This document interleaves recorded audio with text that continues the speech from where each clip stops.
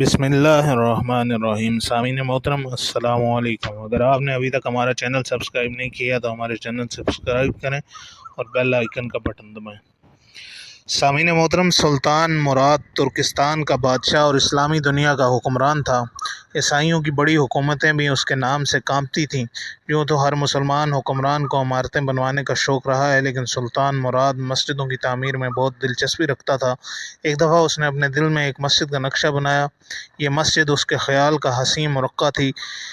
اس دور میں ایک انجینئر کو بلا کر نقشہ دکھایا اور مسجد کی تعمیر پر لگا دیا۔ وقت گزرتا گیا، مسجد آہستہ آہستہ بنتی رہی اور لاکھوں اشرفیاں خرچ ہو گئیں۔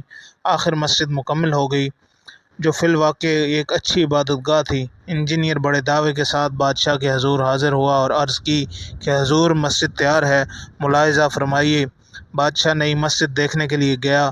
مسجد کو ہر طرف سے دیکھا، اوپر سے نیچے سے، شمال سے جنوب سے، مگر اتفاق دیکھیے کہ اچھی عمارت اپنے تقاضے کے لیے بادشاہ کی پسند کی منتظر ہے، مگر بادشاہ ہے کہ اسے یہ عمارت قطعاً پسند نہیں آئی اور وہ اپنے آپ کو سنبھالنے کی کوشش کرنے لگا۔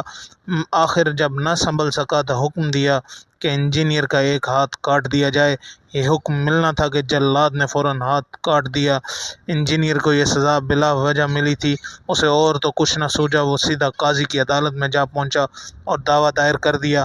قاضی نے بادشاہ کو حاضر کرنے کا حکم دیا۔ جب بادشاہ حاضر ہوا تو عدالت میں انجینئر بھی کھڑا تھا۔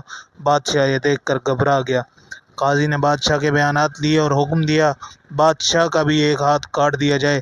اس ہاتھ سے بھی خون گرنا چاہیے تاکہ وہ آئندہ غلط فیصلے سے پرہیز کرے۔ بادشاہ نے قاضی کا فیصلہ سنا تو اپنا ہاتھ آگے بڑھایا۔